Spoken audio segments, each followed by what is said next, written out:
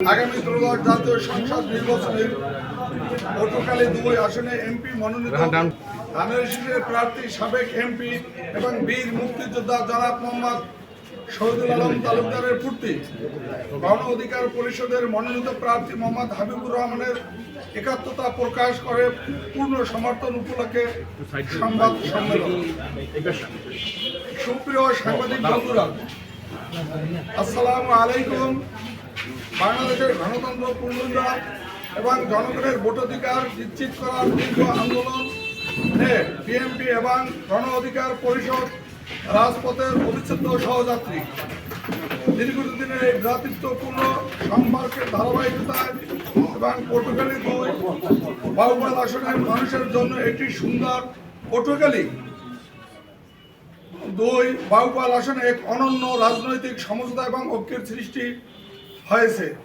পটুয়াখালী 3 আসনের বিপি নুরুল হক নূরকে বিএনপির পক্ষ থেকে যে সর্বাত্মক সহযোগিতা এবং সাংগঠনিক সমর্থন প্রদান করা হয়েছে, সেই পারস্পরিক শ্রদ্ধা ও তীব্র বন্ধুত্বের প্রতি দান হিসেবে পটুয়াখালী 2 বাউপাল আসনও এখন থেকে কাঁধে কাঁধ মিলিয়ে কাজ করবে উভয় দল।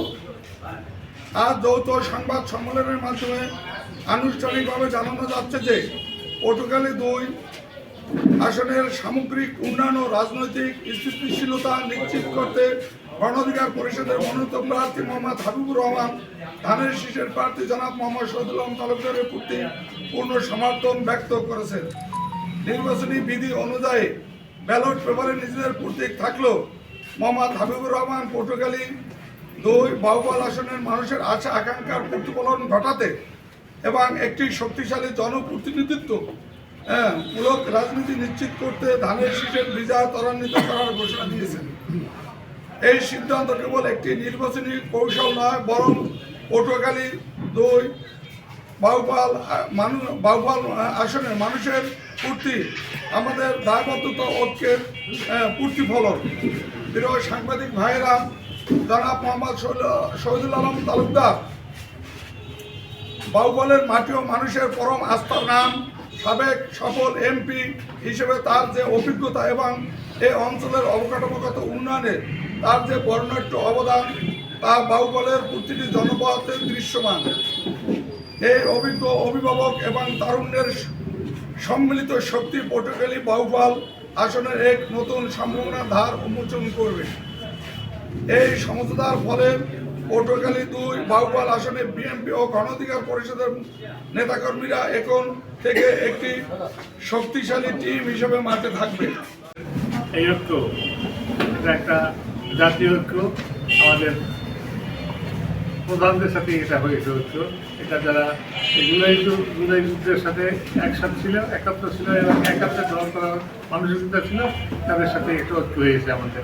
এই ঐক্যের বিনিময়ে এই তারেক রহমান ট্রাককে আমাদের সাথে নিয়েছে এবং সে তাকে বলছে যে তোমরা ভোট দেবে। এখানে কোনো নিজস্ব দেখে নাই, প্রতিনিধি দেখে নাই, তাই তাদের সেই বলছে যে সেই উদ্দেশ্যেই তারা এখানে আমাকে সমর্থন করছে এবং আমিও এটা আন্তরিকভাবে গ্রহণ করছি যে একটা দল যদি আমাকে সমর্থন করে তাহলে আমাদের শক্তি আরও বাড়বে। এবং আমাদের দলের সমস্ত নেতাকর্মীদের কাছে আমার আহ্বান থাকবে, ওনাদেরকে আমরা যথাযথ মূল্যায়ন করতে চাই এবং ওনারাও যাতে আমাদের সাথে মূল্যায়িত হইতে পারে। এই জন্য এবং একত্রিত হয়েই আমরা যদি উন্নতি হয়, আমাদের এমপি হই বা আমাদের প্রধানমন্ত্রী হয়, তাহলে আমরা একসাথে একত্র হয়ে কাজ করবো।